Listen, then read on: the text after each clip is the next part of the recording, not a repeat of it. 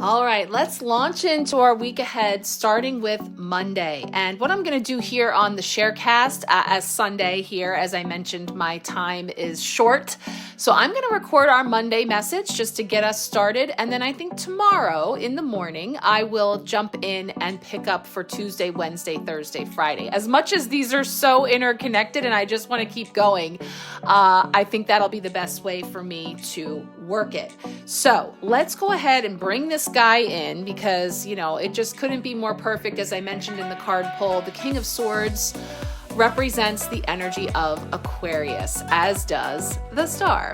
So it just couldn't be more underlined here for us as we've just come through the new moon in Aquarius season, in the age of Aquarius with Pluto in Aquarius, Aquarius, as I've been saying. And yet it's not all about Aquarius, but yeah, he's the king, right? The king is here front and center to bring forward a message that sets the tone for this week. So as we feel into the mystic soul and the message that comes through with this King of Swords, it does highlight for us intellectual power, leadership, clear communication. Swords are the air element. So it brings us into the head, logic, reason, thoughts, ideas, inspirations that come in as aha moments, direct, things that are just cutting right through to the crux of a matter, right? Being able to get right down to it. The King of Swords symbolizes all of those things. So court cards can represent ourselves, others in our orbit, personalities, aspects of situations that we are encouraged to embody, or energies that we may find ourselves in. I think that is certainly true here. It is true because we are absolutely in the Aquarian energy right now. But I think that as it comes to our being in the flow, what Water Pig is saying to us of being in the flow is to align ourselves with the essence of what is this swords air element, also known as this Aquarian energy. So, the King of Swords symbolizes logic, clear analysis, and strong command of one's thoughts and words. Now is the time for you to rule your life from a place of authority. Make others respect you by standing firm in your truths. Lead with the wisdom that you've gained, and making rational, sensible decisions will be easy.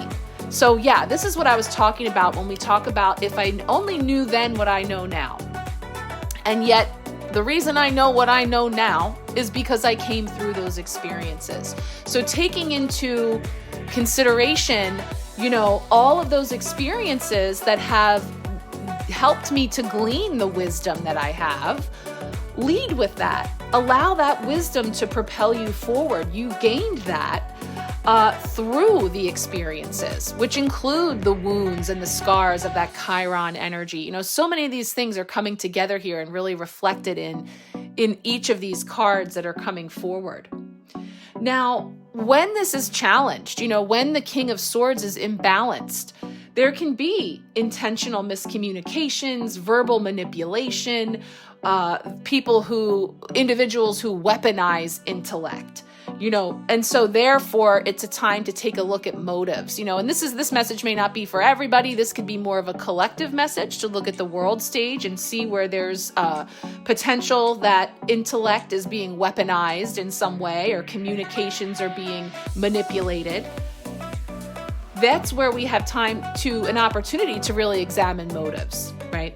Be consciously aware of the impact of words. Starts with you, your words. Words have power, right?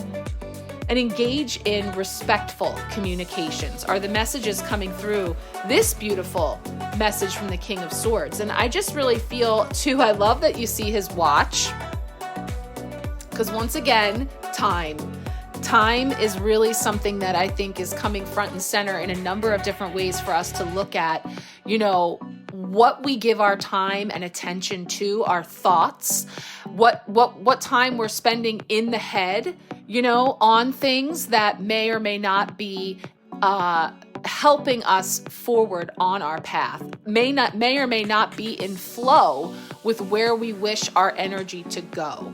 I talk about that where my focus goes, energy flows. So if I've been spending an exorbitant amount of time on thinking about giving mental energy or, just a lot of time with things that are not helping me to grow, not filling my cup, which is where I think we're going to next with the challenge here. What things are no longer filling my cup? What water has become stagnant? Water being emotions and our feels. So all this interconnectedness coming in here, kicking off by the King of Swords. So I think we're going to see that continue to unfold as we move through each card this week, but it's definitely a very strong message that's coming in very authoritatively and unemotionally. That's the other aspect of the King of Swords. Has it on lock, a balance, not overly emotional, not getting to a place where, again, I mentioned when I was sharing about the energetic weather, some of my own reflections about things that triggered in me, and then I think I shared it under the water pig about being in flow, things that triggered in me, worry, anxiety, kind of sent me into a tizzy, threw me off my game for sure. And it's because somebody else's energy came in like the Tasmanian devil, making demands and communicating in a way that was very manipulative, ironically enough. A disempowered King of Swords or Queen of Swords energy that I encountered, that at that time I wasn't strong enough. I wasn't in a place where I could receive that energy and say, hold up.